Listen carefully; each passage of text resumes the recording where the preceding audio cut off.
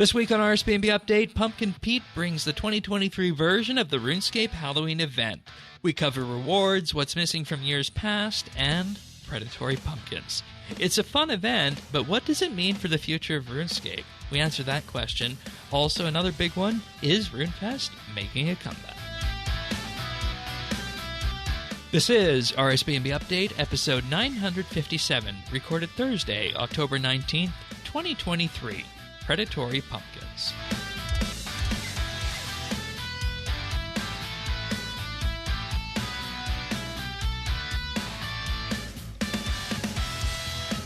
Hello, everybody, and welcome to another episode of RSBANDB Update. Tanis, welcome aboard. In the flesh here, video, as per usual now. Well, I'm always in the flesh. I'm not like a disembodied spirit out there. Well, I mean, it's Halloween. You never know, right? Well, I'll tell you what. If I ever am a disembodied spirit, I'm gonna haunt the shit out of RuneScape and some very specific people, I bet. Oh man, we're gonna watch out. All right. Watch out. Pernasius is also here. Welcome. Thank you. It's good to be here. Funny to see myself on camera. I'm, as I was saying pre-show, it's not often that I'm sort of in front of a camera. Yeah, well, this is something anyway. that one thing I've noticed, and this is not to get too far off the track here, it's actually, you guys were wondering about this, and it's actually provided more engagement on YouTube, believe it or not, in terms of people seeing things. But nonetheless, we do this show each and every week, folks. Sorry for that little distraction. I want to thank, of course, the people that make RSBANDB Update possible. That is, of course, our experienced tier Patreon members, who this week are Amos Reed, Andrew C., Drama Free, Jason S., Jesse W., Kesky, Ricky A., Rippeth, Runestar, Seth W., and The Naked Captain.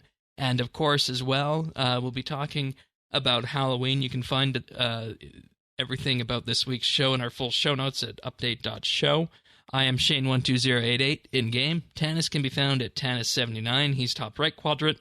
And Pernasius is Pernasius bottom right now. So, I should also say we have the French chat BitsBytes as well in the community Discord at rsbnb.com/discord. But are you guys ready to get stuck into this Halloween event here? How are we feeling here with this compared to events of like a juvenile delinquent? What does that mean? Smashing pumpkins. Yeah. Oh, okay, fair. Fair enough. It's different. I mean, for someone like me who, as people know, I have the sort of back issues, so I spend a lot of time on the game. The previous ones where you sort of got a currency every 10 minutes of play meant the longer I played, the more chances I had. Still didn't do me any good. I mean, last time I handed in 280,000 paper for nothing. Shane hands in 22,000 and gets the top prize. But it's just one of those things. But, it sort of gave me more of a chance. This one here, where it's random. Like, I mean, I can go sometimes 45 minutes to an hour with seeing only one pumpkin. Whereas I get three on one farming run. Exactly. That sort of, that RNG factor there, I think, sort of, it doesn't reward the sort of the long-term player. Yeah, and the interesting thing about that, the way I see them going around this in terms of getting the pumpkins for yourself, is that every time you go to one of the pumpkin parties and you complete it, you also get 5 of the gourd gobstoppers, which is the item that actually spawns your own personal smashing pumpkin. Yes. So if the RNG isn't doing it for you, that's how you bring them into the game. Yeah, which I have 35 in the bank at the moment. There you go. Yeah, I just got come back from the last Draenor one, so.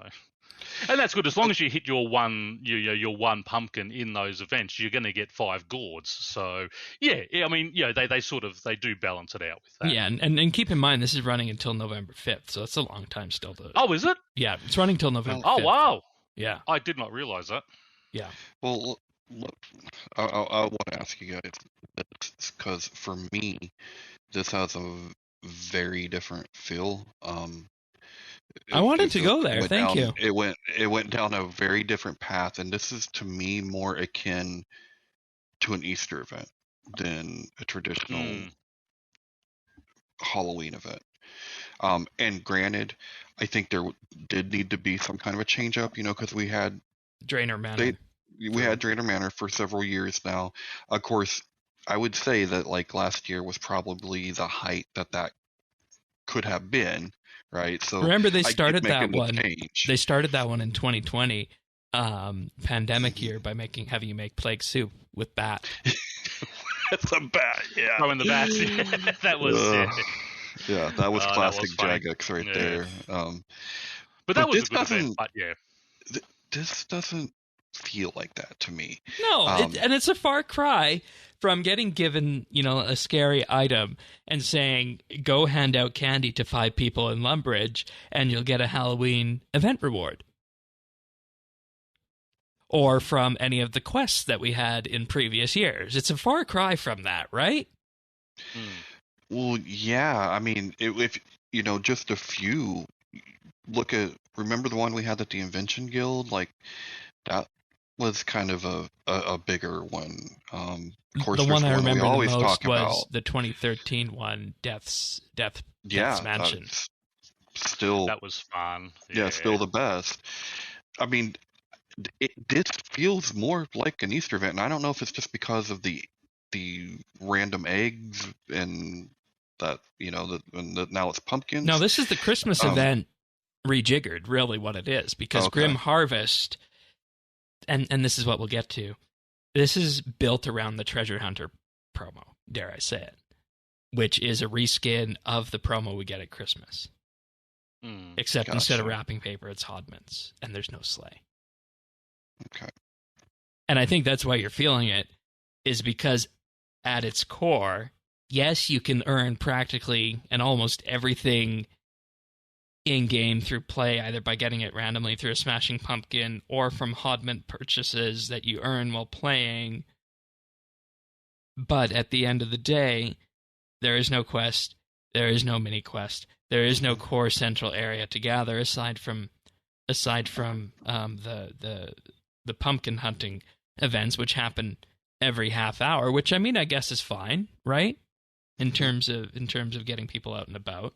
Well, every hour on the half hour. Yeah, that's right. Yeah, and that's the issue you're bringing up, Tanis, is that there's no mini quest, there's no traditional event fueling with it, as people would say, going back to any of the previous events. And I'm going to challenge you right here, and I'm going to say, what is the core aspect of these events that's missing from this one?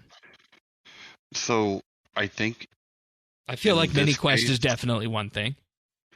Yeah, the mini quest. I would say the central. Feel.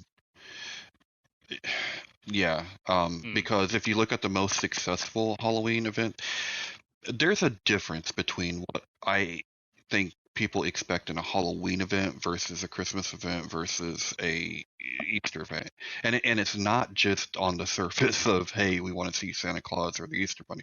It's the way that it has been done in the past. And Halloween always comes with a communal space, with activity. It kind of harkens back to the time you can be a kid and go into your school's Halloween carnival or something, right? And having different places, different things to do.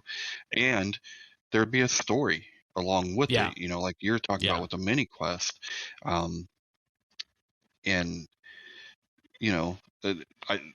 maybe this is I venture to say that even if there had been a different plan, they wouldn't have had time to do it anyway because of all the and honestly stuff they had to do. Right. And honestly, I think that's what it comes down to, is the fact that the content teams are focused on core content that is in-game permanently and not to be removed and not to be in-game for 2 to 3 weeks at a time.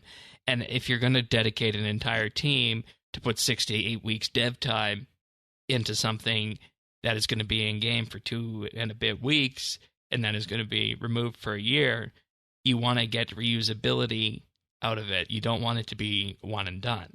And I see this as being a focus on actual content for the game rather than these events. And with these events, they can kind of farm these out to the live ops team for things like treasure hunter promos and that angle of it and the like.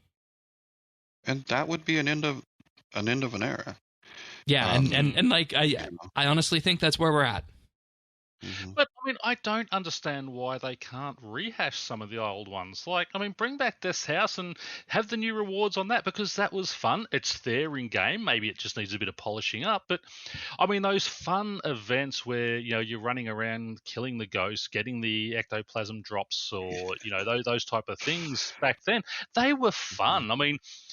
And I understand that they're sort of looking at, well, hey, people want this AFK type thing these days. This is nice and easy. We just, reskin a Seren spirit and have that pop up randomly. That's fine, but it doesn't. There's no involvement. There's no. I don't know. With those old events, it was like, oh wow, the party's on. Let's get out there, have a chat to people. We're running around doing things. It brings about that sense of community. Whereas this, like even now, I'm sitting down here at the Ghostly Soul spot, just fishing and clicking on pumpkins if they appear. It's like, it's, I don't know. It's just, oh well, it's another thing in game. There's no special feeling about it. Yeah, I'll have to. I have to agree. Like, I have not played the old school Halloween event yet, and I'm going to. But I did not get to that before the show. I am actually gonna log on my other account after the show and probably run through that just for that sense of feel. Yeah, because I need to do other stuff at old school, but the holiday events there, since I've been there, have always been something to come to. But it's not all bad news. There is a bright spot. And what's that for you? I mean, the rewards are pretty damn good. Okay, yeah, we'll get to that. I want to talk about can we talk about the way they do the pumpkin parties first? Oh, yeah, we should touch on that. With people closing the doors all the time on you when you're trying to run around. Yeah, there's that. There's that too.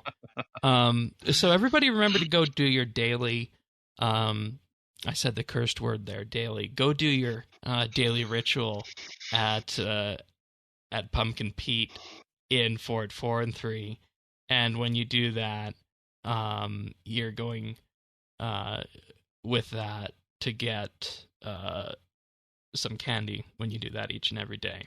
But as we mentioned as well, the core aspect of this is the pumpkin parties that turn up every hour at the bottom of the hour, let's just say. And they hotfixed it so that everybody gets 1,000 hodmans to start this event off. These pumpkin parties turn up in Fort 4 and 3, Draenor Village, and the city of And did you guys notice what they're using for this to pull these off? No. This is the Wilderness Flash event tech. These are Wilderness Flash events held at other areas in the world with different completion and goals aside them. Because it uses the same UI, it uses the same cooldown mechanic. It's got the group goal and the personal goal. It's using the Wilderness Flash event tech. They said they were going to use that when Flash events came out, and at the time we said, no, that'd be interesting. Maybe that would be some use for a holiday event, and lo and behold, here we are. I didn't actually notice that until you pointed it out, but yeah, it does have that feel about it. Yeah, that's exactly what they are. They're Wilderness Flash events, except on the surface world for Halloween at Draenor and Fort 4 and 3. I mentioned as well, you need to find one pumpkin to complete this event on the personal side. And I don't know if either of you guys also would have noticed this, but there's yellow dots that spawn on the mini-map that show where the pumpkins are. And they're fixed locations whenever they spawn, and they rotate throughout the event. So when they disappear, they'll switch to a different spawn set with that. Yeah, the problem with that is, though, that there are so many people in the events. If you can see those yellow dots with my eyes, good luck. And with Tanis, who's worse than me. And that's what I was going to ask next. How exactly are these for you? Well, I mean, good and bad. I don't see them well, but their location is it's good, because that's actually how I navigate most of the time. And in a big crowd, I couldn't look at the actual, ground anyway. So right. So that part is good. I haven't tried it yet, but I'm thinking maybe high contrast might help that out a little bit. But we'll see. I don't know if it would affect that or not. All right, fair enough. Also, they issued a series of hotfixes on these because when they first launched, it was almost impossible to complete the group objective, mind you. So they put out a hotfix on launch day to make it feel as though you and the team was being more successful. So they increased the time limit on these from 3 minutes to 5 minutes, and the number of pumpkins to complete the group challenge was lowered. And as I mentioned earlier, each event now also awards 5 gourd gobstoppers so that you can get your own collection of personal smashing pumpkins, which can drop all the rewards that we mentioned earlier, like the Sarin Spirits and all that other. Well, not the Sarin Spirits, but similar tech to the Sarin Spirits. There. Pumpkin Spirits. Yeah. But you know what else I got from this event this week, you guys? The orange Halloween mask? No, I didn't get one of those. No, my RNG hasn't brought me that yet. I got 6,500 hero points for completing this event. Oh, yes. Mm-hmm. Yeah, hero points are just, it's ridiculous how easy they are. We're up to 36,000 hero points now in special missions, guys. Your specials, your dailies and all those. Yeah. I'm at, what am I at now? I'm at level... Oh, I'm at 114. I'm going to complete this weekend. Yeah, I'm at level 178. And there's nothing to spend these the points on anymore because I've cleaned out the hero store. So now all I get is those hero satchels, which you can only buy 2 a day anyway, which is just a bunch of random junk in there too. Good thing you got all the cosmetics, because yeah, you ain't gonna have another chance. I'm sorry, I just had to mention that. Because it's becoming like a running meme at this point that the content is awarding hero points, and there was that whole discussion about progress that we had, a month and a bit ago at this point. But smashing pumpkins, these operate on the Sarin Spirit technology, just like the pumpkin parties operate on the Flash event technology. Each Sarin pumpkin spirit, rather, or smashing, or whatever. What are we calling these? Pumpkin spirits, let's call them. Okay. Each pumpkin spirit awards 25 hot mints. Mm-hmm. And after you smash 250 pumpkins in total, you get the restored pumpkin mask, which prevents Tier 1 and Tier 2 necromancy sites from having their candles decay. And you start off with the rotten pumpkin mask, so the more you smash, obviously by the end of this, everybody's going to get this pumpkin mask for free. So Tier 1 and Tier 2 rituals will have their candles not degrade. So that's a reward that everybody's going to get from this. So that's ongoing. It's not just for the length of the event, is it? That's a good question. That's what I was wondering. Is this just going to run for the length of the event, or is it like it's here forever, like the old Ecto? I took it as permanent. Yeah, because the Ensouled pumpkin mask is a rarity, and it's actually tradable on the GE, and is presently sitting at 297 mil, price going up. So when worn, it prevents all light sources from degrading when performing rituals. And this is the Ensouled pumpkin mask. And in many ways, this is the rare from this promo, because the pumpkin beret, that's the second most rare. And believe it or not, the orange Halloween mask is the third most rare. So we have, you would think that it would be the Halloween mask that would be the grand prize in this, but it's actually the Ensouled pumpkin mask. Well, because one has a use and one is just cosmetic. I mean... And this is a 0.12% chance off a treasure hunter. 0.12%. So what's that, about 2,000 keys? Let's see, 300 would be 1%. Yeah, around there, around 2,500 or so, I'd say probably. Mm.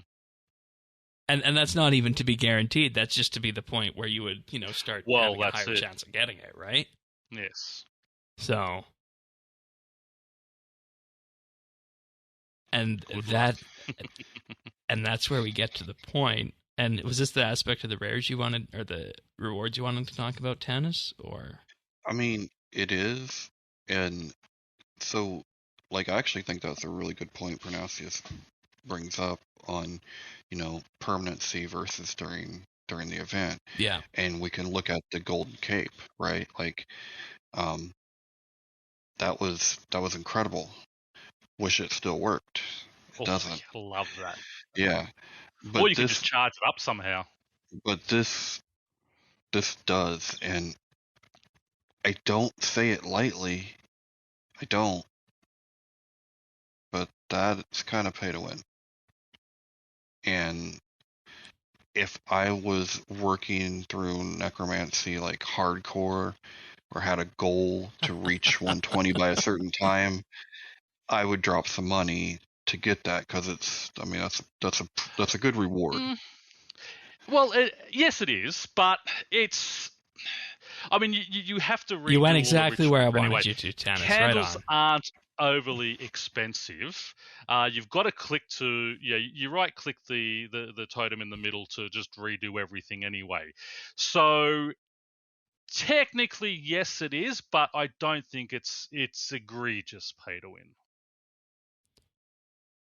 But it's definitely further, I think, than we've been. Oh yes, in the past. We're blurring that line now. Yeah. Right, and that's where this gets really interesting, because this is, like you mentioned, a series of buffs. We started with the Golden Cape buff, like you mentioned, Tannis, and what was in the middle of that? The Hero Pass buffs. Those were removed, and here's the other end of it. Here's the other end of the spectrum. A gameplay buff awarded via Treasure Hunter, and potentially a pumpkin as well. But knowing the way things work with monetization, probably more rare with the pumpkin party pumpkins and the smashing pumpkins. So, and the question that keeps coming up to me in my mind is, I'm assuming that this has already been in place for a long time before the kerfluffle, let's call it. And if that's the case, they were really going in hard.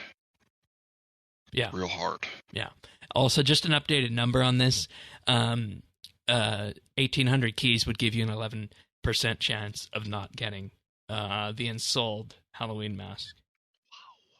An 11% chance of not getting, which means you could still fall into that 11% side.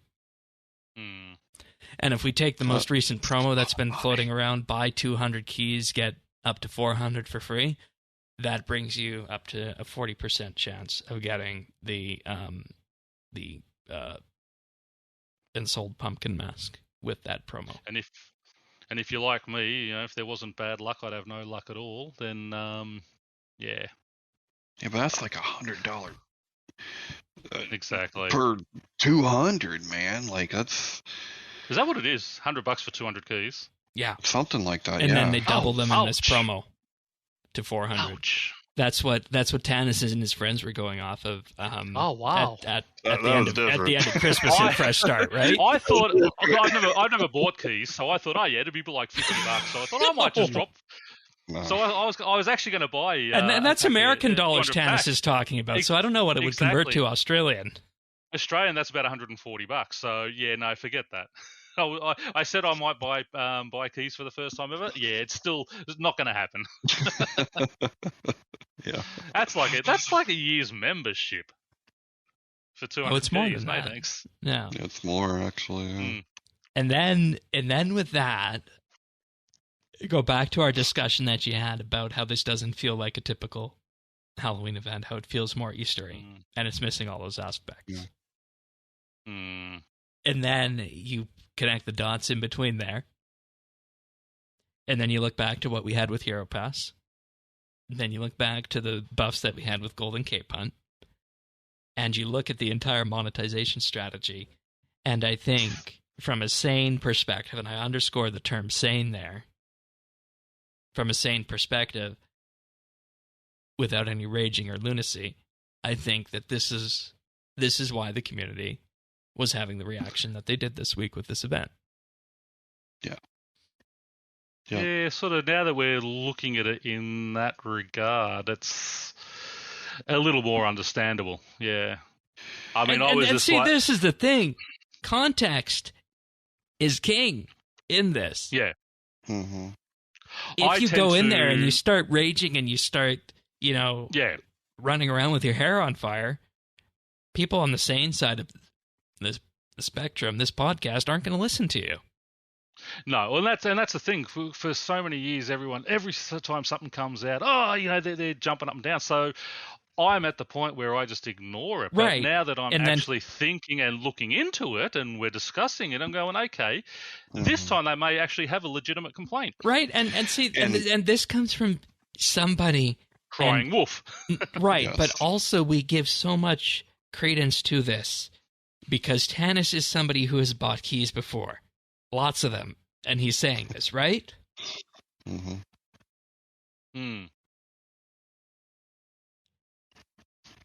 Yeah, Welcome to RuneScape 3 Halloween.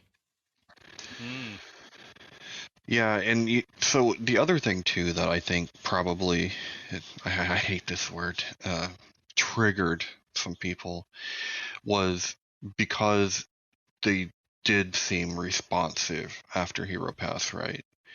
It seemed like, oh, we got our point across. And this is like, but no, this is like having a toddler, right? Okay. That's like making a mess, and you're like, stop it, and then you think they're going to, and then you turn around and they're just. But the thing is, this is a live event that's actually designed to bring money in. Yeah, and let's there's also no changing remember that. This has probably been in development for a little while, and the sort of Hero Pass, this may have been sort of ready to go around the same sort of time, so they didn't really. Yeah. This wasn't developed after the jump up and down about Hero Pass, so it was already. So let's give them the benefit of the doubt and see what happens on the next one. I'm not. Well, we know what's happening them. we know what's happening on the next one. The next one's going to be Christmas, and that's going to follow. The same line of Green Santa hat and Green Santa outfit, and wrapping paper, which is fine. Yeah, but if you're making with the your crowns and all that type of stuff, where you're making one of them and things like that, I don't mind it so much. See, I like the Hero Pass one because you were gathering things, playing and making that item yourself. You weren't reliant on on buying keys and things like that. So. Yeah, and like I agree, obviously that's why I said they were going in hard because this was all planned. But as we've talked on the podcast so many times before, it's so and even this even came up with I think Mod Jack. It's so much less about what it is, like that reality of we had this plan before. That's the reality. It's not about that reality. It's about the perception. Yeah. And that's what triggered people again.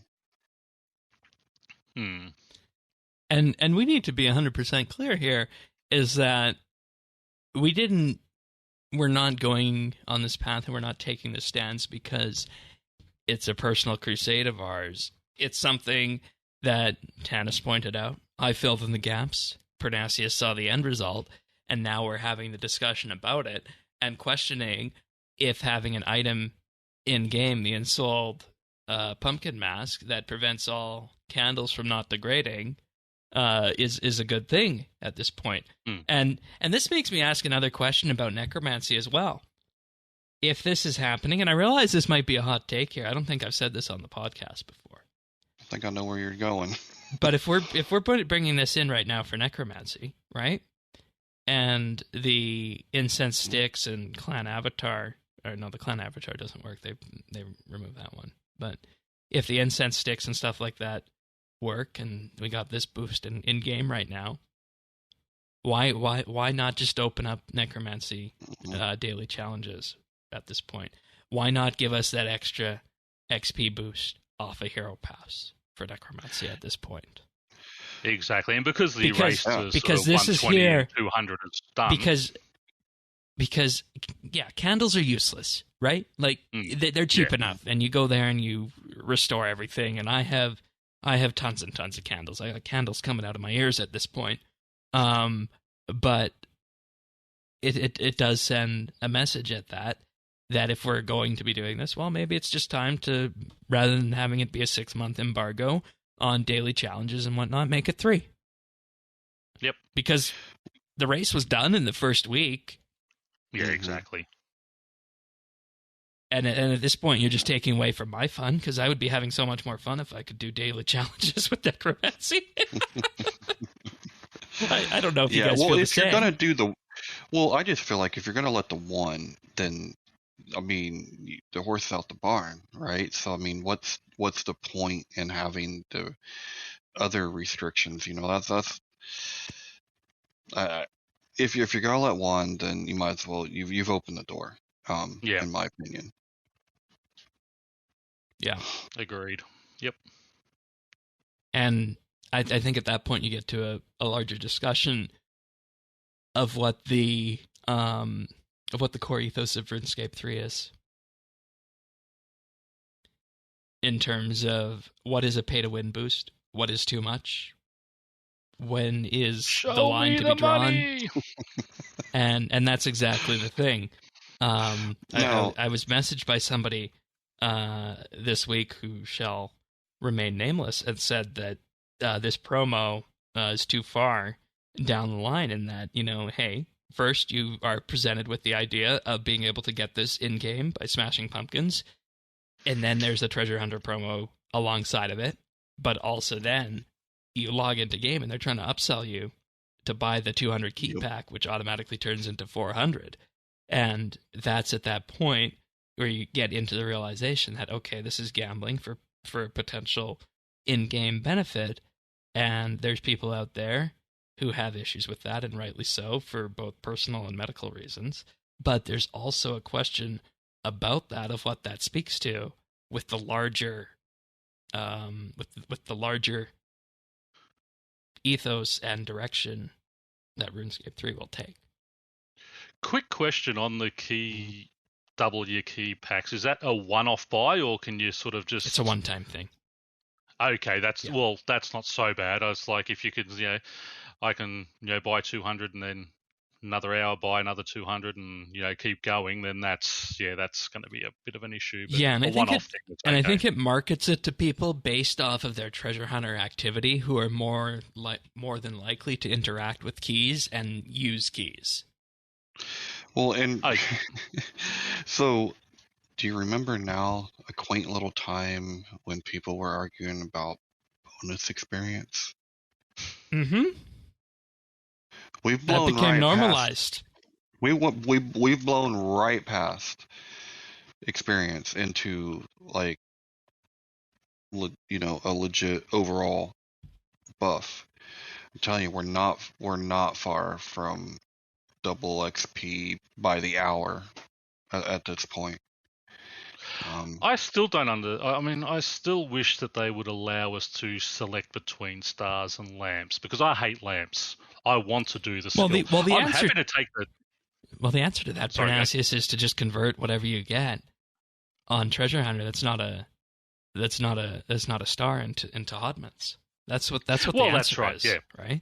Yeah. That's it. But again, with if you're converting on a regular treasure hunter promotion into oddments, you're getting each level, whether it's the silver, the gold, the red, the purple, you're getting higher oddments.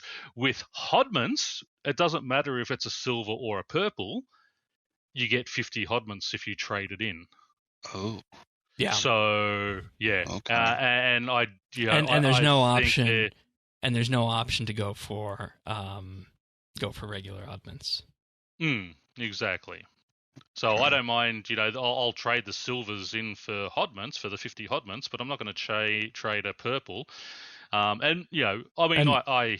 Yeah. The lamps I do get, if I'll just throw them under dungeoneering because I've done everything in that, and it's not a skill I really enjoy.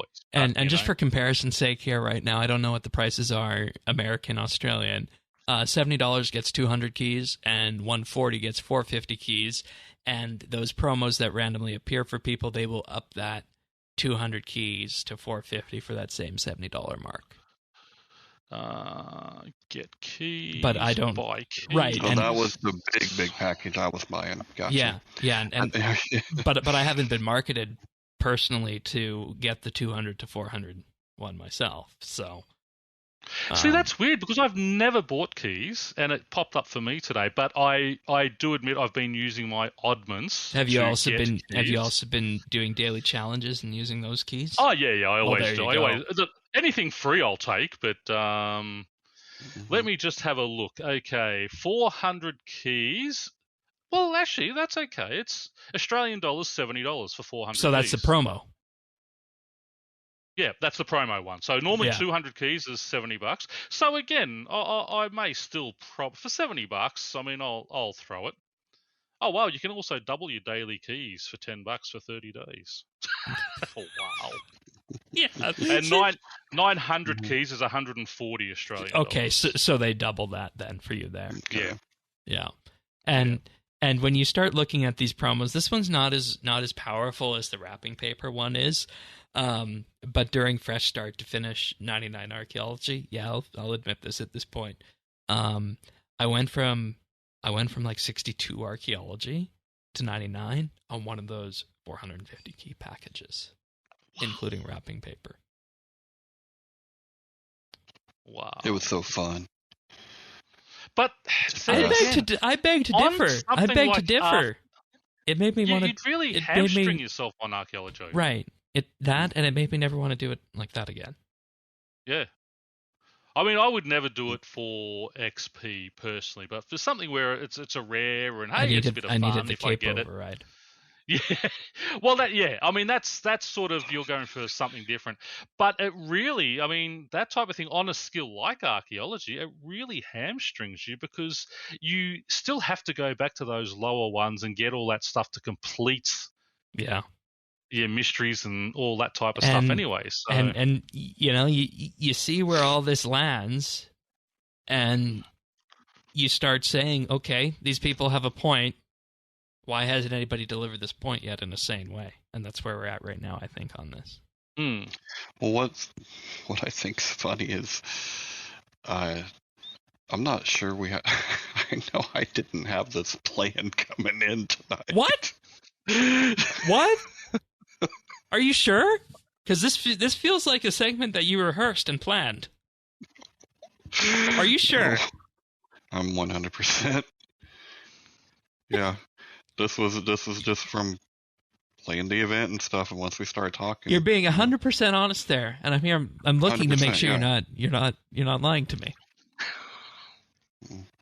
Okay. Because you got to tell me, and I'll play poker with him. Oh, yeah. I mean, the thing is you could have a tell, and I wouldn't find it. So that's kind of how that works. All right. Well, gambling aside, I'm going to thank some Patreon supporters right now because that is something that people can engage in guilt-free if they like the podcast. We don't gamble with your money. We don't ask you to gamble with your money. But this week I'd like to thank Alvaro L., Amos Reed, Andrew C., Arvids L., Chulbura, Chunk the Monk, Dominic R., Drama Free, Duramax, Free Milk, Jacob G, Jade Gizmo, Jason S, Jeebus, Jesse W, Kesky, Ling01, Nate the Great, Nick G, Pernasius, Renhawk, Ricky A, Rippeth, Runestar, Samuel FL, Scott DS, Seth W, Short Pants, Tabby, The Naked Captain, The Dab and Goat, Tim, Tom V, Ukulele Steve, and Zant. Big, huge thank you goes out to all of these people for allowing us to do what we do here at RSBANDB Update. It means the world to us. In addition to our experienced tier people we mentioned at the start of the show, what we're talking about is our way you can support the podcast monetarily if you so choose to by heading on over to patreon.com/RSBNB. There, starting for as little as $1 a month, you gain access to an entire back catalog of monthly bits, which we call bonus shows that talk about one topic for an entire hour. Last month we talked about skill guilds. Patreon members are currently voting for the next one, and much to the chagrin of Tanis and Pernasius here, it's going to be, I think it's going to be, unless it changes in the next few days, how to fix Slayer. I've been wanting to do this one for a while. How do you fix something that ain't broken?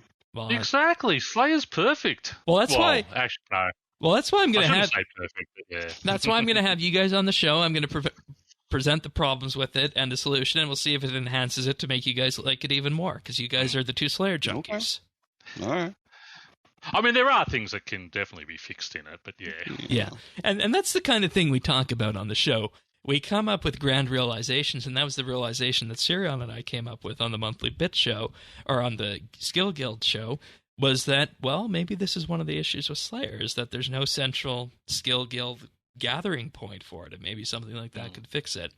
So we do things like that. We've done our world-famous tier list. We've talked about holiday events, which is one you might want to go back to in the catalog, given the time of year that we're at. That was fun, and you know, I enjoyed that one. That's timely, given where we're at now with this year's Halloween event. I think timely, and of course, I'll also, in addition to that and the tier list, of course, mention one of Tanis's favorites, the Legacy Combat episode, which I always go back to that one because you're like, do I need to be there for this one? Is there anything you need me for on this? And at the end of the day, he became the guinea pig. He became the guinea pig and came up with a new way of doing Slayer that was more accessible than what he'd thought of before. So you get all that for $1. If you want to give $2 more, $3 a month, in total, you get a VIP rank on Discord, including chat channel access, I mentioned on the podcast at the start of the month, and high-quality stereo versions of the show, in addition to everything else. If you want to give the ultimate gift for $5 a month, you'll receive a shout-out on the podcast each and every week and gain exclusive access to the outtakes we use to make the clip show. And also here is where you get the RSBANDB Update Christmas card in December. So 3 ways to support the podcast if you so desire. Patreon.com/RSBNB, and a big, huge thank you goes out to all of our Patreon supporters for allowing us to do what we do each and every week. Thanks so much, everyone. Thanks, guys. Thanks, guys. All right.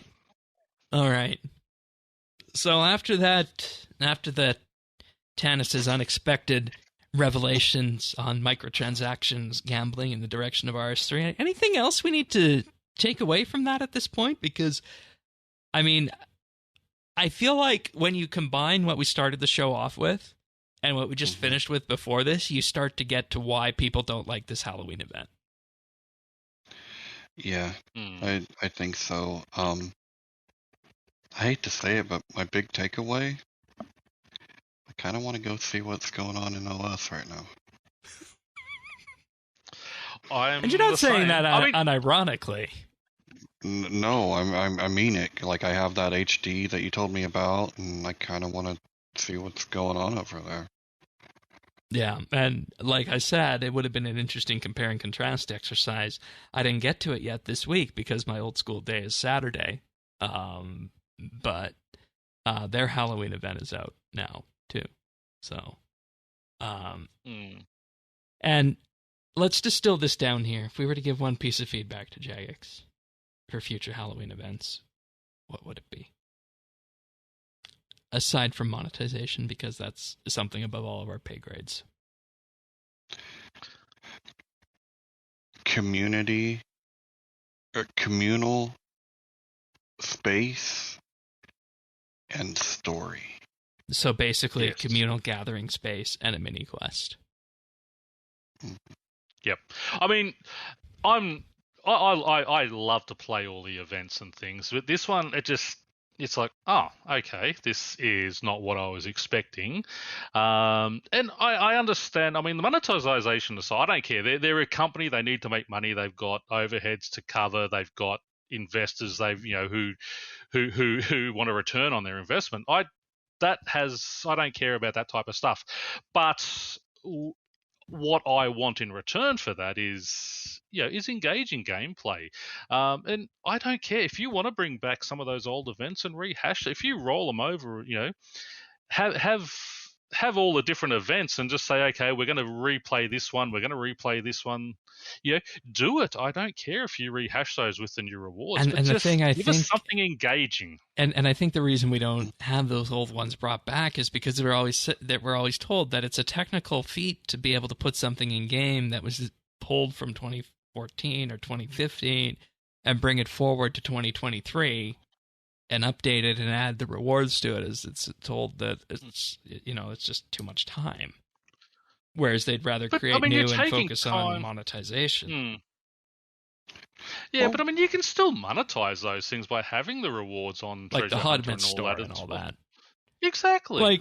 Like to be fair, we have no problem with any of the rewards aside from that Ensouled mask, I think, right? Yeah. Yeah. Okay. So let's talk about those then, because we kind of went down that path there. Orange Halloween, like I said, that one is the cheapest out of the three. Ensouled, Pumpkin Mask, and the Pumpkin Beret. That one's the cheapest of the three. We also have the Soul Dive and Soul Surge ability overrides that I haven't seen yet, but apparently they have some nice sound effects with them. I'm just a big fan of the overrides in general. Like, I think that's a great reward space and a great customization place, right? I was going to say that is where they need to monetize more, because you can make your character unique that way. When if there's 1,000 different ways to surge out there, people are going to have different ways, so it's not the same thing over and over. I do think, and that was off the last show that I was on, where we were discussing that they are missing. I think the live team are missing a lot in that regard, in those cosmetic animation rewards. Yeah. But you know what has been received the best out of all of these rewards in this package for this event? The overhead emotes. There's a default thumbs up and thumbs down, but there's also a heart, a crying laughing pumpkin, a crying pumpkin, a sick pumpkin throwing up, a skeleton making a heart emoji. Is there an angry pumpkin? No, there is no angry pumpkin. Oh, damn it. I would have paid for that one. There is Necromancer facepalm and an excited Raziel emote. Excited Raziel. That'd be a fun one. Yeah, that's my emote that I put over my head whenever I get a drop at Raziel. Yeah, Tanis, you didn't hear yet, did you, this week? Pernasius was on when it happened. I got another main hand drop at Raziel for 600 mil this week. Just your RNG. Stupid. Well, that's what I said. I mean, these events, I play them all the time, but like last time I handed in, there's 280k of the wrapping, Last Wills, I think it was. Yeah, the soul one. Got absolutely nothing. And Shane goes down there once with 20k paper, and bang, gets the top prize. You really need to do you got a lottery up there? Yeah, I do. I don't play it, but yeah, we have those. We'll finance it. We'll send you money each week to buy the lottery ticket. You just split it with. Yes. But overhead emotes. Yes, more of these, please. Holiday events. Mm-hmm. And dare I say it, I could also say that, boy, you put one of these in some hero pass in the future, or something like it that would exist, you'd have me jumping up and down for that, but I know it's probably a contentious point. But overall, more overhead emotes, please. Yeah, I do love the Ictharian Temple one as well, because that's what a I good love one. about the fort is being able to, you can sort of change a few things around. Pumpkins. If you bring some, you can put I can do my trees and kitchen pumpkins. different way. Yeah, all that type of stuff. I love that type of thing. It makes me wonder what they're gonna do for Christmas with that now. Yeah. Yeah, and so the last time I saw a reaction to something like this, where everybody was like, I mean, you're seeing it like everybody has to have this, right? Like, I mean, everybody wants these emotes. It reminded me of when the happy and the angry walks came out, right? Like, yeah, everybody had the, and you had, I mean, you just wanted it. You're like, oh, it's so cool.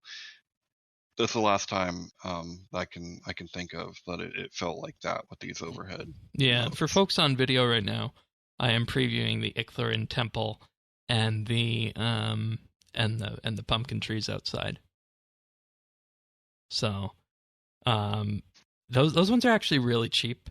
If you just want them, go buy them on the GE. They dropped sub-mil first day, so it's something you can easily go around and pick up, and it just adds a nice amount of seasonal ambience to the fort. So, and they can be bought with your hodments too, and they're pretty. I think they're at 2,500 hodments, which basically you got 1,000 free when you're logged in. So you're pretty much halfway there. Oh, really? That cheap? Yeah, I think that's what it was. Let me just go in Hodman store. Let's have a look. Overhead Necromancy 2,500. Fort for Renthry Chapel is 1,000 Ictharian.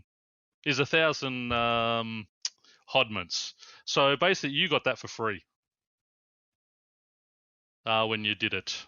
I've already got the pumpkin trees, so I don't know how much that one was, but I'm assuming it was the same sort of price. Yeah. I mean, you can buy gourd stoppers for 250 hodments, so that gives you your thing. Pumpkin power up puffs 200. The only expensive ones are the 2 ability overrides at 35,000 hodments each, but still, at least you can buy them on there as well. If you don't get them by the time they arrive, or by the time the event ends. Yeah. So, like, and see, that's like the weirdest thing with this is that on one side you have like some of the best rewards that they've ever done in terms of the fort customization and the overhead emotes and the ability overrides, but on the opposite end of it, the other end, as we talked about, and let us know if there's a different perspective, as per usual in the chat, folks. Let us know if there's a different perspective on the Ensouled Pumpkin Mask. But I mean, if that Ensouled Pumpkin Mask was only for the duration of the event, or like the Cape where you got the 30 days of it, I wouldn't mind it so much. But if it is permanent, yeah. And again, because of what it is doing.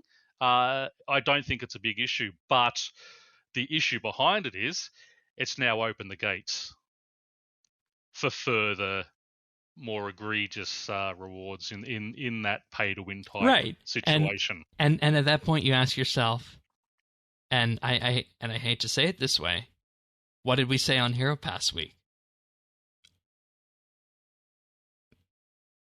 What's next? Right? Uh-huh. And then we say again, what's next? Yeah.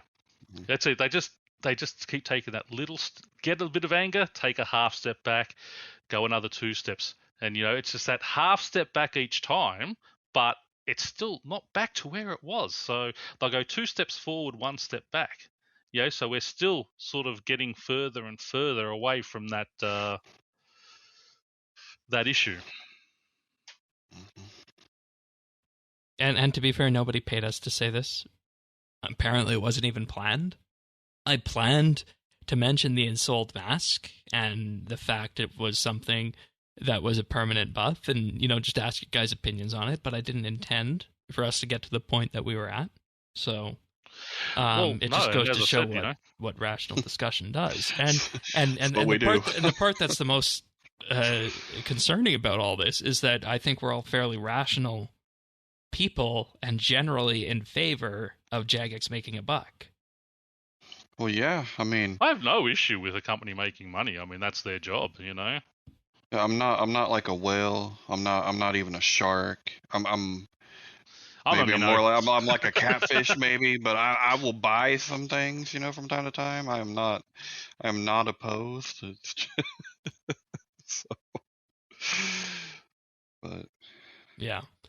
But and we'll have to, as we always say, wait and see where things land and what the response will be for Christmas, because I think that'll be the telling one. And the issue and the thing that's always the most interesting about Christmas when these events like that happen is that there's no CM team to respond at Christmas, because remember, the studio goes to sleep for the last 2 weeks of December or so. So there's really no way to quick correct after a Christmas promo comes out. So we're kind of just left to let that sit and stew until the first week of January or so. That's if we're lucky enough to have a CM team by Christmas. Those poor people. It cannot be a good time. Right we should check in with Mon Doom again after our episode. I was going to say, because that was like he had just gotten his feet wet and he was like on this upswing towards necromancy, and everything else community perception after that has just. Should check in with him. I've actually just finished that episode, and he was again a great episode to listen to. Just his perspectives and things, but yeah, they have a very thankless job, and it was great to hear him come out and humanize that division a little bit, because they do get a lot of crap. Right, and you have to wonder what's going through their head now after everything. Yeah. So you see him just sitting there going, "Oh my God, what have they done now to me now?" Well, maybe why they don't last so long. Yeah, well, even worse when you see the train bearing down on you. Well, actually, apparently, according to his social media today, he's on vacation now. Okay, well, much deserved. Good. Yeah, I was going to say he deserves it. All right. Well, I think we've been everywhere, from the good to the bad to the, dare I say it, almost predatory with the Halloween event this year. I don't think there's really anything else left to talk about on that one, so I'm going to move us on into patch notes right now, which were very tiny this week. Very, very tiny patch notes this week. Fort 4 and 3, when using a Slayer trophy on the guardhouse wall, players are now presented with multiple options for where to place the trophy. Corrected the blueprint requirements for the side gate to the Woodcutter's Grove. It now requires 50 construction, since it requires unwelcome guests, which also requires 50 construction. Makes sense. On the necromancy side, Malignius Mortifier can now be spoken to in the city of to complete his relevant anagram clue scroll. That's a good one, because, typically he's by Port Sarim, right? So I wonder if he's closer to a teleport in than the Port Sarim lodestone with that. Thinking about it that way. I don't know. I don't do many clues.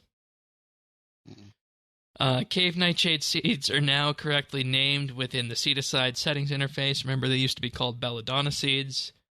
And on mobile, the Fight Kiln wave counter has been moved from the middle of the screen to the side. That's good. It was in the middle of the screen, guys. Which makes sense because, everybody's been going through there with necromancy and all that other fun stuff like that. But there's your patch notes for the week. But shifting gears now to something a little bit more exciting for folks. There was a survey that went out on the 18th. A quick little survey. Nothing binding. The survey is called RuneFest Returns. Come on. They're polling the idea. So the survey says, have you ever attended RuneFest? Yes or no? How likely would you be able to attend the RuneFest event. And they say, assume the event is being held in the UK and a reasonable notice period is given and the ticket price is reasonable. Very likely to very unlikely. Why would you want to attend RuneFest? Select all that apply. Your choices? You guys ready for this? Meeting content creators. Check. Meeting clanmates or friends. Check. Meeting JMods. Check. Yep. Attending panels and discussions. Check. Yep. Exclusive merchandise. Ooh, check. Yeah. For the general experience and atmosphere, and for people who have gone before, that's definitely the biggest one. New gameplay demonstrations and testing. Yeah. New game content announcements. Ooh, check. Like, Themed activities. nah, I'm not really into that stuff. Golden Gnomes and Community Awards. Nah, that doesn't really bother me. Cosplay. On who? Yeah. Like someone else or me? Well, typically the way they do it, people dress up for it, right? And then what happens with that is that there's this is interesting. I should actually point this out to the Clan Quest people. I see the Clan Quest t-shirts in this RuneFest survey. I believe we got a back shot of Sirion and Shiro here from RuneFest 2019. Oh, that's cool. Yeah, I just noticed that. See, that's why we have exclusive Clan Quest shirts, you guys. But the other options. Sorry, I was explaining how. Okay, that's how the. I don't really get into cosplay that much. That works. But sorry.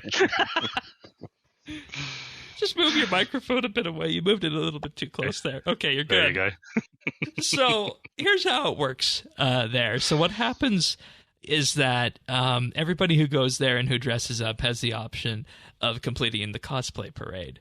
And then with that, people are grouped into various subgroups, right?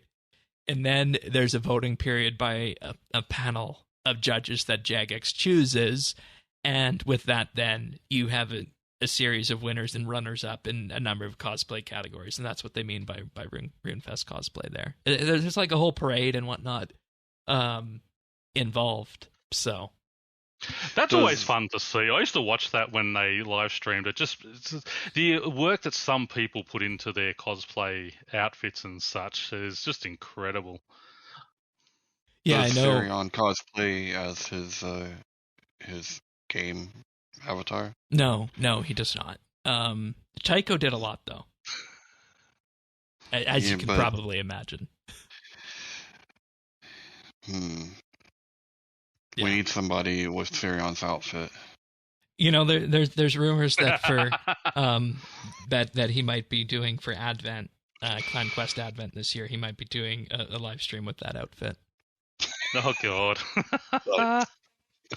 But the other options are casual LAN gaming, LAN events, competitions, or tournaments, and the night before party and the after party. Yes, and yes. We never went to any of those. You didn't partake? No, we didn't go to those. Shane. No. You got a no party? That'd be it. Okay, you must have partied with yourselves, right? Like with the questers or something. No. I believe both evenings, Sirion and I and whatnot were into bed by like 11 p.m. I don't know what was the story for other people, but what local pub? No. Oh, okay. I mean, you could. Yeah. See, I mean, they wouldn't be the reasons I'd go, but I'd certainly attend them. But yeah, and it depends what they have on offer. Mm. But then the next question is, what would be an acceptable notice period for you to consider attending RuneFest? 1 to 3 months, 4 to 6 months, 7 to 9 months, or 10 months plus? I feel like for international folks, it's probably 4 to 6. Yeah. Yeah, That would be, yeah. And then please rank the following logistical factors in terms of how much they impact on your ability to attend. So cost of attendance, proximity to a major airport, proximity to a major city, availability of accommodations, and availability and the cost of food and beverages are the option. And I feel like for us international people, obviously cost of attendance is going to be that first one there. So, well, for me, it'd be more like, that of course, but how close it is to an airport and accommodation. And see, that was always the discussion about, the Farnborough venue was nicer because it was a nice new convention center. It was absolutely huge. It was right by the Farnborough airport, which was about 45 minutes to an hour outside of London. But previous years, they were just, right downtown London, across the river there. Easy to get to by train and subway. So it's a question of, do you go for something in the city or do you go for something like they used to out at Farnborough? Yeah. So that's kind of as long as it's got as long as it's got accommodation, close to it. And see, that's the issue. Is that within the first few days after 2018 and 2019 were announced, the hotels in Farnborough sold out. So people needed to stay in London and then commute. And because it's not a major hub, the trains were a little bit cumbersome. So you're probably better off having something in the city where there's more accommodation for people. Yeah. But then you can't get as big of a venue. Yeah, well, that's... Because the Farnborough venue was very much the stereotypical, North American convention center kind of thing. But surely they could sort of... I suppose no, you couldn't really. I was going to organise some, just some buses from London out there or something like that. But, I don't know. Yeah, it's it would be a logistical nightmare, but you can have it at the basement at JagX HQ for all I give a shit. I just want to go to a RuneFest before I die. And the last question: what is your comfort level with large public gatherings considering ongoing health and safety concerns? None at all. Not concerned. Yeah, very comfortable on that. And, of all the questions, this is the one I want to hear the answer to the most. I want to see kind of where the community falls on this. Because I feel like there's a lot of pent-up need for this in the community, I'll say. For something like a RuneFest. I forget what Behind the Crown it was, which JMod it was, but I know it was multiple of them, and they always say that when it comes down to it, some of the things they love most are the community and what RuneFest does for them with that. And, given the year we've had, would you not agree that something like that is probably a good idea at the time? Yeah. And Mod Jack and Mod Mark are on the record of saying when they first did RuneFest way back when in 2011, they were legitimately concerned that people might come and riot and yell at them. Well, if people did that, I'm sure there's enough of us, sane people who jump up and defend them. But anyway. It never happened, and that's the thing. No. You're dealing with a very passionate player base, people who are paying to be there. It's very much the same sort of thing as when you build a platform and you have people pay to access it. And what they've also got to understand, what people say behind the anonymity of a keyboard and what they'll do in actual real life is two totally different things. I mean, I'm the same regardless, but I mean, I know a guy who is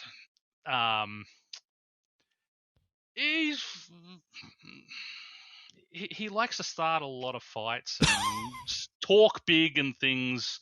But when I met him in real life and said, do you want to say some of those things now? He's, oh, no, how are you, mate? And, he's my best friend. So, You're talking about President Trump? Keyboard cowboys. No, I no. So it was someone down here who lived close to me, and I said, "Listen, let's get together and have a discussion. I'm happy." And he actually agreed. We went out for a coffee, and he's tone. It's entirely different when you put people in person compared to the internet. Exactly. Yeah. And I still love Trump, so don't pick on Trump. But you can have him. Please. I've even got my Trump toilet paper. Yeah. Amazing what you see on these video shows. But I don't know how long this survey is going to be up for, folks, so go fill this in. It's linked on the show notes at update.show. I link to the tweet because it is a little suspicious being linked to a random forums.office survey and not knowing what it is. And I think the last thing I'll say with this is that this does not guarantee that RuneFest will be coming back.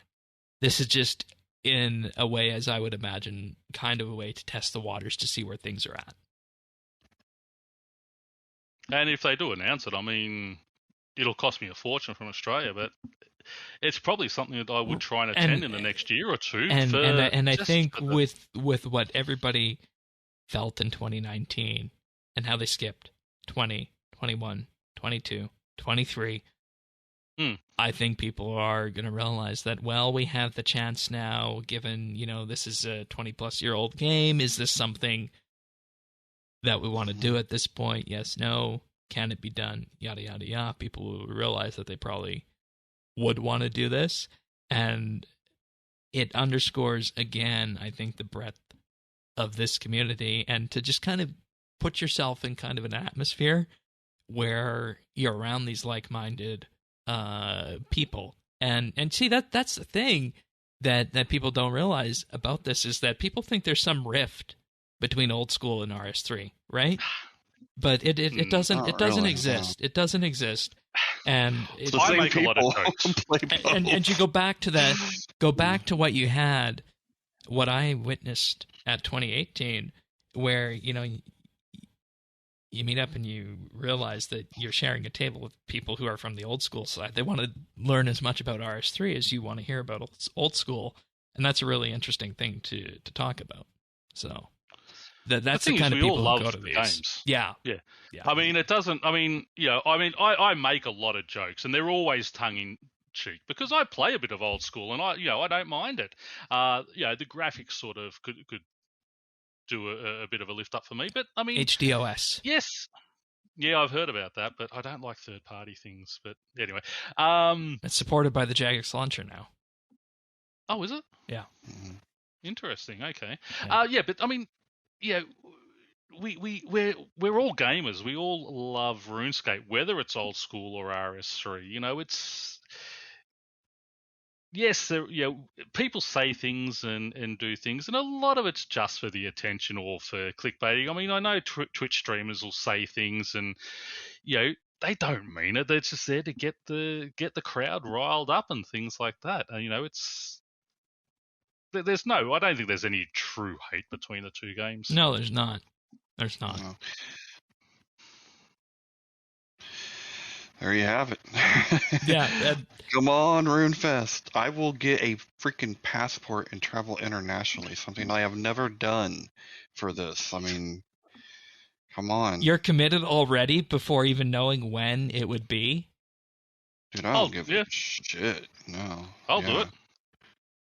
I've actually paid off my credit card, and I was actually getting rid of it, but I'm going to hang on to it just in case now.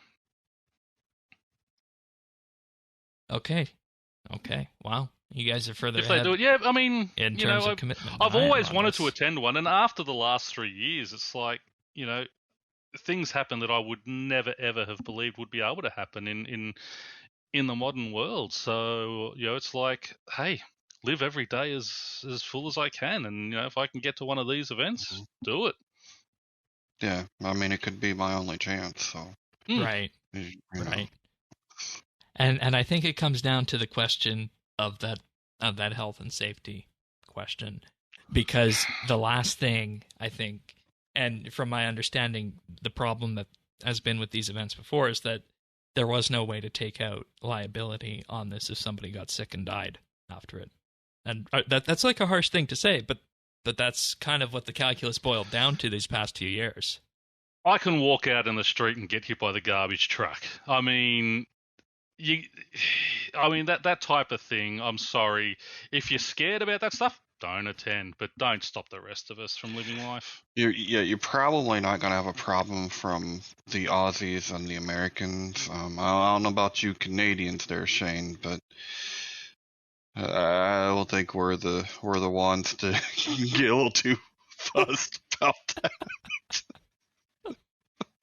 Right, and when it comes to germs and pathogens and whatnot, I feel like everybody's regressed to pre-pandemic at this point, just in terms of the ways to keep clean that we all learned, right? So, I mean, well, everyone's had it at this point. You kind of know what to expect. I haven't had it officially. Unofficially, I think I did. Yeah. I finally got it in January this year. Yeah, and that's having during the actual pandemic, because my ex-wife had her father who was suffering dementia living there. So as each member of the family over there got it, they had to come and stay here for 2 weeks. We're sitting on the couch cooking dinner for each other. I mean, the couch is, 2-person couch. 18 hours a day stuck inside with these people because that was during lockdowns. I never got it once, and I'm unvaxxed. I didn't go for the vax. I had 4 separate occasions. Never got it once. I started wearing the mask at the start. I got tonsillitis 3 times in 4 months. My doctor said it's because of the mask. Stop wearing it. He says they don't do anyone any good anyway. So I stopped wearing. Never wore masks. Never did all that stuff, and I didn't get it until January this year. So I did all the things, got it anyway, but it didn't matter. I think my daughter, triple vax daughter, has had it 3 times.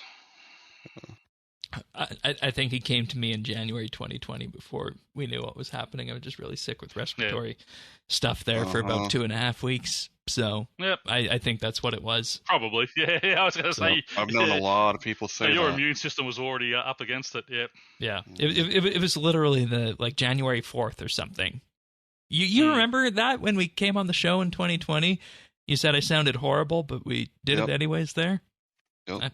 That's when that was. But anyways, RuneFest public safety and health concerns aside, it might be happening. Check out the survey if you're interested at update.show. It's linked there. And with that, we're going to move on to our achievements of the week. This week, starting off, Elder Onyx got 99 Necromancy on the 18th. Kedgeworth got 200 mil Constitution on the 18th. And Roll a Dude 540 got 120 Slayer. All right, and moving on, Alio Sif got 99 Necromancy on the 16th. We have Dan Bridge with 99 Firemaking on the 16th. And let's see, Pentaside with 99 Agility on the 16th. And moving on from there, on October 15th, we have Nayfan with 99 Necromancy. Oasis, also October 15th, with 120 Firemaking. And on October 14th, with 99 Construction, was Cyanir. Nicely done, folks. Nicely done. Alrighty. We've had some interesting picks of the week. We've had games, we've had movies, we've had books and whatnot in the recent weeks, but I have a pick of the week that is security-based, computer security-based, in particular to deal with your passwords. And this is something that's been kind of brewing for a while, and there's this implementation of this thing called a passkey, and I wanted to talk about it, and I've wanted to talk about it for a long time now on the show, but it wasn't really the right time because it was only supported by password managers, and it wasn't widespread. But now I can talk about it, and I feel like it's something that you guys, our listeners, might want to look into, in that now it's supported by Windows 11, it's supported by the newest versions of macOS, iOS, and Android, it's supported by Safari, it's supported by Chrome, and the idea behind this is that passkeys are designed to replace a password. So with this, you might sign into a web service like Google. You might sign into Apple. You might sign into Microsoft or something similar. Right now, they're really only supported by these big companies and some of the more technical companies out there like GitHub For example, apparently Uber also supports them, which is interesting. But the idea behind it is that you can sign in to your Google account, go to the security section, and say, give me a passkey. And then your password manager, whether you use the password manager built into macOS, iOS, the Google Chrome password manager, 1Password, the Windows password manager, those password managers will save that passkey. And then, if you are to go and sign into Google on a new device, you just say, use passkey. And what will happen then is if that passkey is stored on your device, you will just get signed in, and you won't need to enter your password. If it's not stored on your device, you'll be given a QR code that you can scan with your phone. And that QR code will open up the password manager, something like 1Password, the iOS password manager, the Android password manager in Chrome. It'll open it up and provide that passkey when you scan that QR code. And you'll just be signed in. So what this does is this enables you to sign into websites without using a password, which is important because it means you don't need to manage a password in terms of its complexity. You don't need to worry about getting keylogged.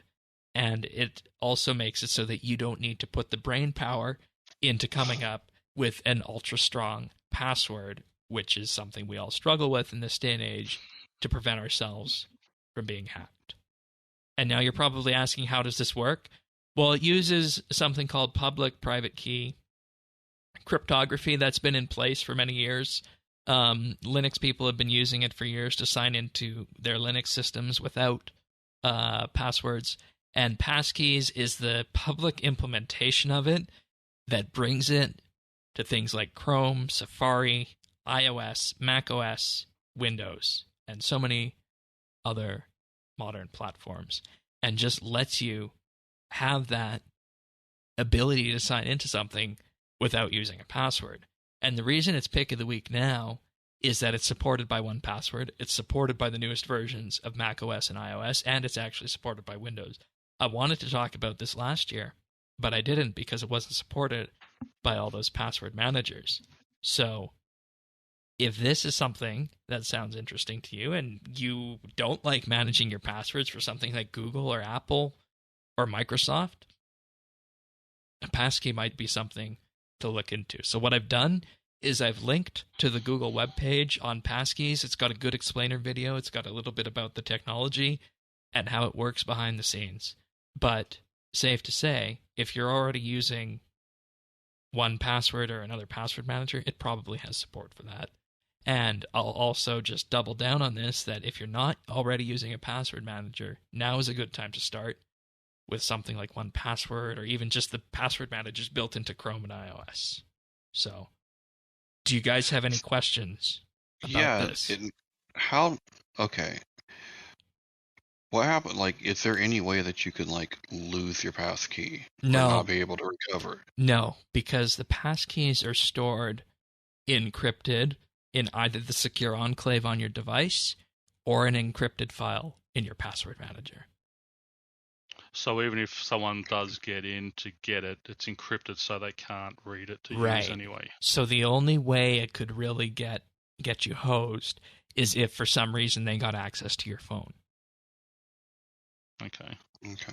I need to underscore, and this will be my last point on it, that this is still really early days for the technology, and it's something that is really only supported by the big players at this point. And the next goal is going to be to get it supported by the Reddits of the world, the Facebooks of the world, Twitter, Jagex, that level of company, and then we can start thinking about other websites, getting them to support passcodes after that. But it is theoretically possible with this to move through a world and completely get rid of passwords in most applications if passcodes are widely adopted. I don't know if or when that'll be, but it's definitely something that is on the radar now with it, and that's why this is pick of the week, because it's just able to be done in a much more widespread manner now that so many different operating systems and password managers actually support it. So That's the pick of the so week. it's basically just, sorry if I can, it's just, so it's on your phone. It's locked to your phone. Yeah, or password manager. Yeah, cool.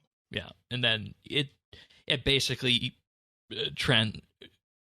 transports part of a token, does some math with the cryptology, and with that makes the decision about whether or not to grant access to you.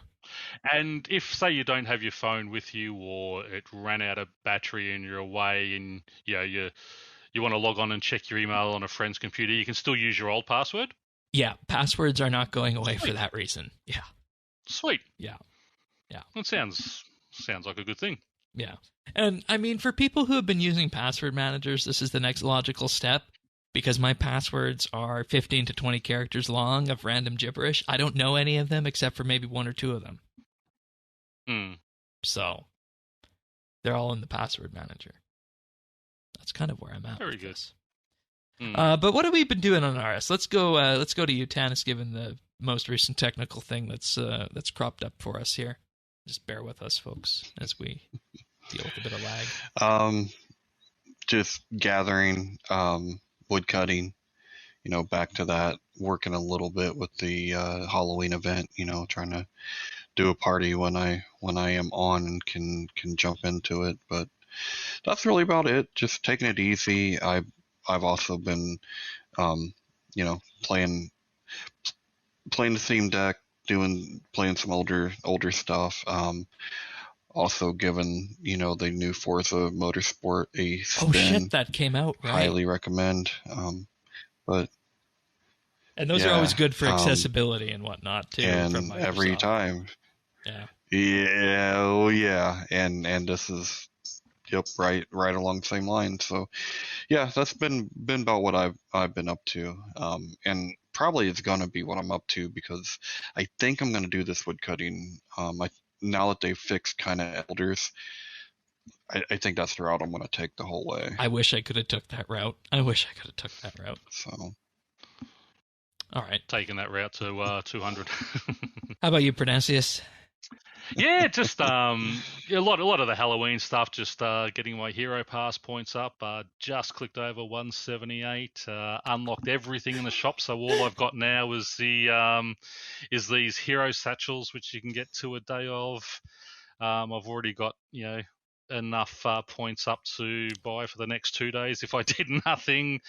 I did pick up the Hermod pet yesterday at 386 kills. So that was good. And other than that, not a lot. Just walking the dogs, trying to read Stephen King's new book, Holly. He's probably my favorite author, but I don't know. I think he's losing a little bit recent times. Some of the stuff he's going on about in this book about real life stuff, you can tell sort of where his allegiances lie. And that blurring made it a little tough. The blurring of people as their own person into author and writer into their characters is always annoying when that happens. I always feel that characters should be distinct, and there's ways to work them in. This character has been this is the 5th book she's been in, so she's had a certain way, and now all of a sudden. She's bringing a lot of political and health stuff into her that sort of didn't really suit the character from earlier things. But hey, that's the way it goes sometimes. So it's been a bit of a hard read, but other than that, that's me. All right, sounds good. As for me, I finally got around to perking out my tier 95 Necromancer gear, and I took it to Raziel.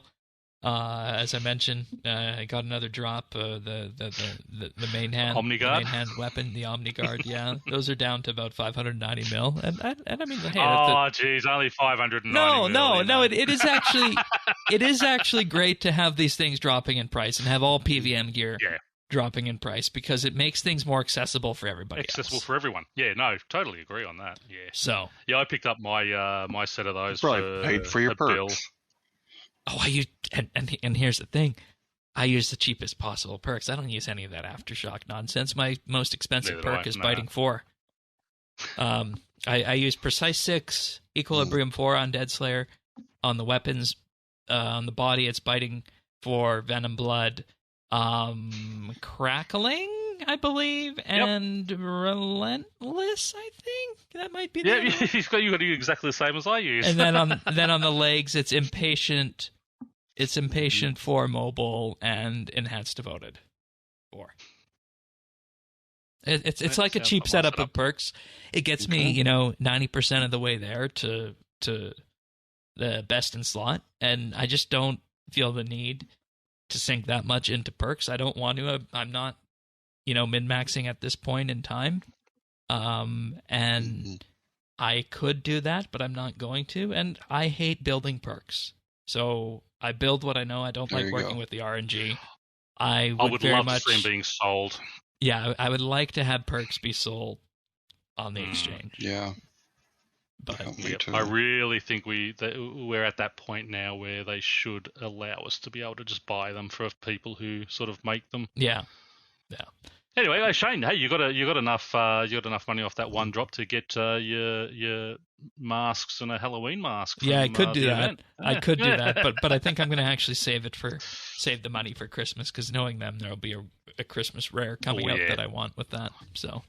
Yeah. You and your Black Santa, that Sure. Well, how many balloons did you pop for that? 3? 1. Wow. First balloon. I attended every single event for like 10 hours. I was on 10 hours a day during that time, going to every event and didn't get a thing. He gets 1 balloon, 1 black hat. Yeah. We'll need to borrow that horseshoe, Shane. But aside from that, got 116 necromancy before the show and just been farming herbs in the free time doing necromancy. No, I won't say this next thing, but stay tuned for an announcement in the November time period on something. Yes. Okay. But that's what we've been up Very to. cool. I don't think there's anything else we need to say. So thanks everybody for joining us on this episode of RSBANDB Update. Of course, as a reminder, if you want to get the podcast delivered to you automatically, the best way to do that is to subscribe.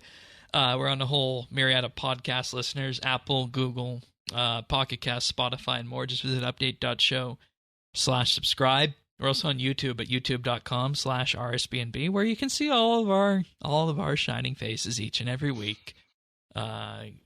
Technical issues aside, we'll have to figure out if this is persisting or if it's going to be 2 and done, based on where we're at. But nonetheless, update.show/subscribe on your favorite podcast listener, or youtube.com/RSBNB. And of course, thank you, Pernasius, for joining us. Thanking you. And Tanis and I will be back next week for another episode of RSBANDB Update. See you then, everyone. Take care. Happy Skyping all. See ya.